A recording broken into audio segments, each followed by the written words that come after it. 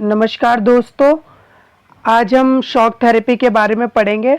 इससे पहले का पार्ट फर्स्ट चैनल पे अपलोड है। आज हम पार्ट सेकंड पढ़ेंगे, जिसमें हम शॉक थेरेपी के बारे में पढ़ेंगे और संघर्ष व तनाव के क्षेत्र पढ़ेंगे। और चलिए अब हम वीडियो को स्टार्ट करते हैं। अभी हम समकालीन विश्व राजनीति दो दुर्वृत्ता का अंत का सेकंड पार्ट पढ़ेंगे। अब हमारे टॉपिक का नाम है शॉक थेरेपी।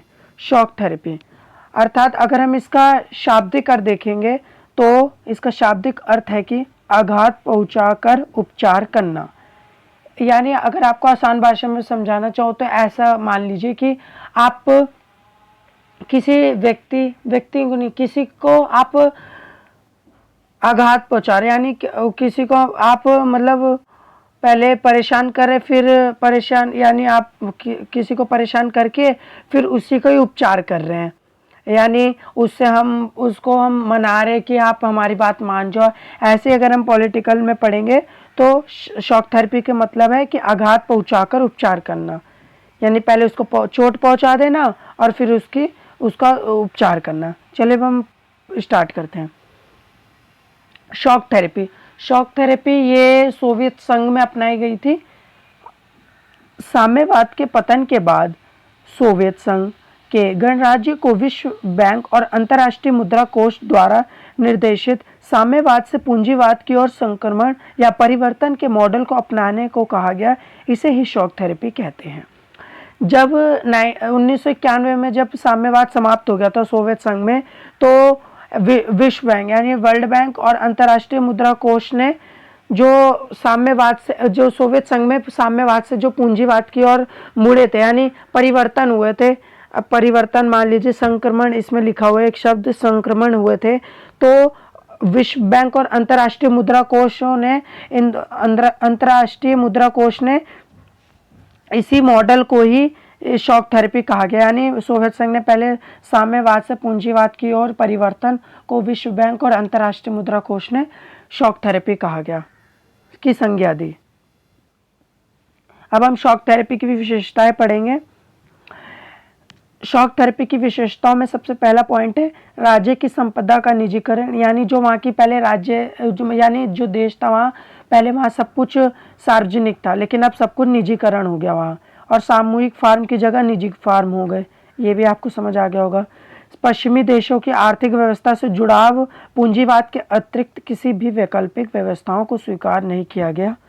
यानी जो पश्चिमी देश थे उनकी जो आर्थिक व्यवस्था थी, जो जैसे वो अपनी तरक्की करते थे पूंजीवाद के, वैसे ही कुछ मान लीजिए कुछ ऑप्शनल जो वहाँ की व्यवस्थाएं थी उसको स्वीकार नहीं किया गया। लेकिन वो सोवियत संघ में मिल्कियत का प्रमुख निजीकरण, निजी स्वामित्व, यानी जो प्रॉपर्टीज थी वो सब निजी हो गई। अब हम शॉक थेरेपी के परिणाम पढ़ेंगे। यानी शॉक थेरेपी की हम विशेषताएं तो पढ़ लिए, लेकिन सबसे ज़्यादा इसमें शॉक थेरेपी किसे कहते हैं और इसके परिणाम आते हैं पेपर में। तो परिणाम सबसे पहला पॉइंट है रूसी मुद्रा, यानी रूबल में गिरावट हुई।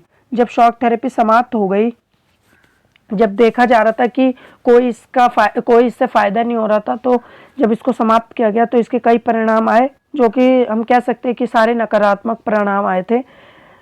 तो सबसे पहला था कि वहाँ की जो रूस में जो मुद्रा चलती थी, यानी रूबल जिसका नाम है, उसमें गिरावट आ गई।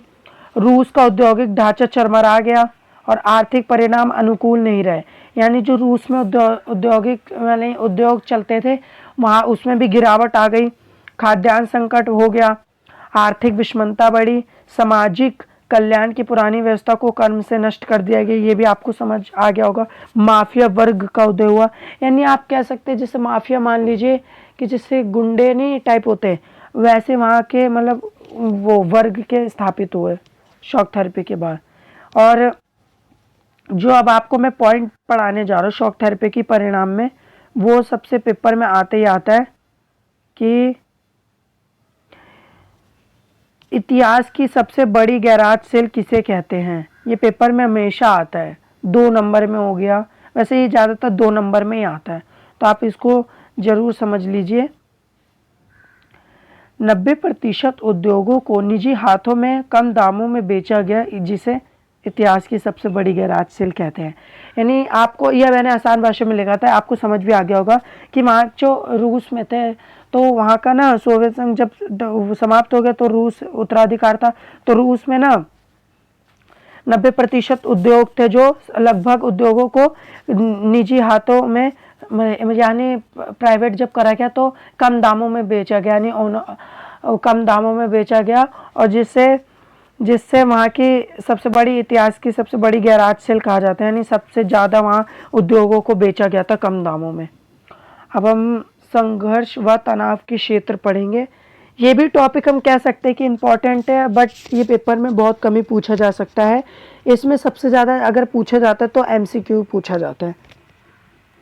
अब हम संघर्ष व तनाव के क्षेत्र पढ़ेंगे। पहले हम बाल्कन क्षेत्र पढ़ेंगे कि बाल्कन गणराज्य में यूगोस्लाविया 1990 में गृह युद्ध के कारण कई प्रांतों में बढ़ गया, जिसमें शामिल में जिसमें हाँ ये सॉरी मैंने यहाँ गलती से लिख दिया था, जिसमें बढ़ गया, जिसमें शामिल बोस्निया हर्जेगोविना स्लोवेनिया। थोड़ा मेरे को वर्ड पढ़ने में दिक्कत हो रही है, बट आप समझ लीजिए मैंने वर्ड यहाँ लिखे हुए हैं। अब हम इसके बारे में पढ़ेंगे कि जो वहाँ के बाल्कन क्षेत्र थे, तो बाल्कन क्षेत्र में ना वहाँ के अब हम देखेंगे कि ना जो वहाँ के जो यूगोस्लाविया जो देश था वो कई भागों में बढ़ गया था, क्योंकि उसमें गृह युद्ध चल रहा था, जिसमें यूगो अलग हो गया था। जैसे हम आगे भी पढ़ेंगे, जैसे चेकोस्लोवाकिया था वो भी अलग अलग हो गया था, चेक अलग हो गया था और स्लोवाकिया अलग हो गया था। तो इसमें यूगोस्लाविया में गृह युद्ध के कारण वो कई प्रांतों में बढ़ गया, जिसमें ये जो 3 प्रांत है ये आप याद कर लीजिए। तथा क्रोएशिया ने अपने को स्वतंत्र घोषित कर दिया बाल्कन क्षेत्र में। और हम बाल्टिक क्षेत्र पढ़ेंगे। बाल्टिक क्षेत्र के लुथानिया ने मार्च 1990 में अपने आप को स्वतंत्र घोषित कर दिया, और लताविया और लुथानिया और जैसे हो गए ये एस्टोनिया 1991 में संयुक्त राष्ट्र संघ के सदस्य बने, यानी यूएनओ के ये सदस्य बन गए जो 3 थे देश।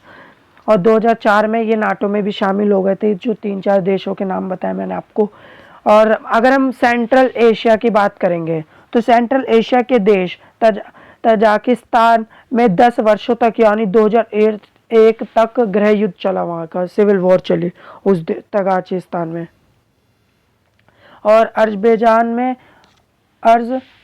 में और आर्मेनिया, यूक्रेन, किर्गिस्तान, जॉर्जिया में भी गृह युद्ध की स्थिति है, और आपसी विवाद के कारण युद्ध का क्षेत्र बना रहता है। यानी जो मैं संघर्ष के और तनाव के क्षेत्र बता रहा हूँ ना, इसमें से आप देशों के नाम जरूर याद कर लीजिए और किस देश में कब तक गृह युद्ध चला।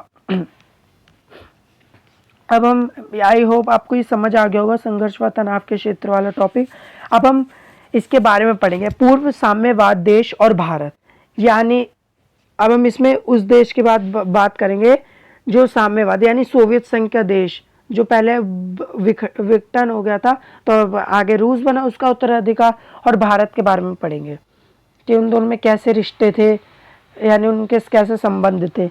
भारत में साम्यवाद रह चुके सभी देशों से भारत के संबंध अच्छे हैं, लेकिन रूस के साथ आज भी और पहले भी ज़्यादा अच्छे संबंध है। भारतीय हिंदी फिल्मों के नायक राज कपूर और अमिताभ बच्चन तक रूस और गणराज्य के घर घर तक बैठक है। रूस और भारत दोनों का सपना बहुदूरवीय विश्व है। भारत और रूस की 20 साल की ट्रीटी पर भी हस्ताक्षर हुए थे।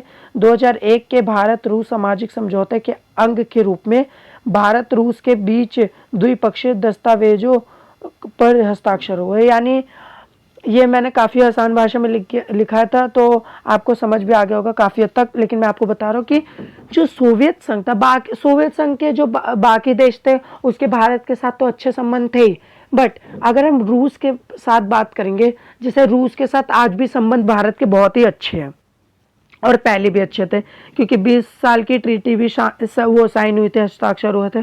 और जैसे जैसे भारतीय फिल्मों के नायक जैसे इसमें बताया गया है राज कपूर हो गए, अमिताभ बच्चन हो गए जो ये हमारे नायक है, अभिनेता है, ये सब ये रूस के हर घर में यानी ज़्यादातर हर घर में सिनेमा में ये बहुत ही प्रख्यात है, यानी पॉपुलर है।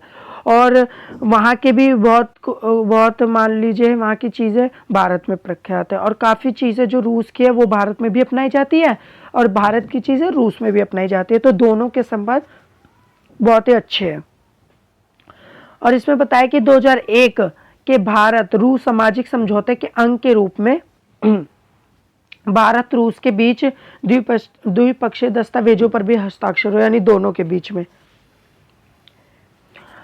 अब इसमें हम पढ़ेंगे कि भारत को क्या फ़ायदा है रूस से और रूस को क्या फ़ायदा है भारत से। अब हम पहले भारत के बारे में पढ़ेंगे कि भारत को फ़ायदा ये है कि रूस से, कि कश्मीर मुद्दे पर हमेशा रूस भारत की मदद करता है, ऊर्जा आपूर्ति देता है भारत, और अंतर्राष्ट्रीय आतंकवाद से संबंधित सूचना आदान प्रदान करता है भारत रूस की सहायता से, और पश्चिम एशिया में पहुंच बनाने में भारत कामयाब रहता है क्योंकि रूस की सहायता से। अब रूस को क्या है भारत से, अब हम ये पढ़ेंगे कि भारत रूस के लिए हथियारों का दूसरा सबसे बड़ा खरीदार देश है। ये बहुत ही महत्वपूर्ण है कि भारत अधिकतर हथियार रूस से ही खरीदता है, इसलिए रूस के लिए भारत दूसरा सबसे बड़ा खरीदार देश है हथियारों के मामले में। भारत रूस को ऊर्जा आयात को भी बढ़ाने की कोशिश कर रहा है, यानी भारत रूस को ऊर्जा आपूर्ति आयात को भी बढ़ाने की कोशिश कर रहा है धीरे धीरे, और भारतीय सेना का सैनिक साजो सम्मान रूप से समान मूल रूप से प्राप्त हो रहा है वहाँ से रूस से, जो भारतीय सैनिक के अधिकतम हथियार है। जैसे ये पॉइंट मैंने आपको पहले भी बता दिया था, जो सबसे पहले ही था, ये थोड़ा उससे रिलेट कर लीजिए। रूस ने भारत के अंतरिक्ष उद्योग में भी ज़रूरत के वक्त क्रायोजेनिक रॉकेट दिया है, यानी रूस ने हमेशा अंतरिक्ष के मामले में भी भारत को तरह तरह के रॉकेट दिए हैं, प्रदान किए हैं।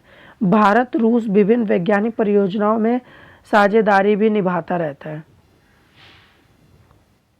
यानी दोनों जो वैज्ञानिकों की परियोजनाएं थी वो दोनों काफ़ी हद तक दोनों देश की मेल खाती हैं, दोनों एक दूसरे से।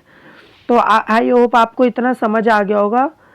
तो अब हम अगले पार्ट में, हम पार्ट 3 में पढ़ेंगे अफगानिस्तान तथा मध्य पूर्व संकट।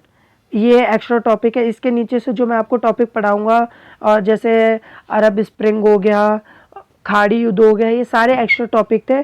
हमारे चैप्टर यहाँ तक वैसे ख़त्म हो जाता है एनसीईआरटी के हिसाब से, लेकिन सीबीएसई ने नए टॉपिक्स भी जारी किए, तो आपको मैं नए नए टॉपिक भी पढ़ाऊँगा, लेकिन अभी आपको यहीं तक मैं पढ़ा रहा हूँ। बाकी जो बचा हुआ पार्ट है वो आखिरी पार्ट होगा चैप्टर का।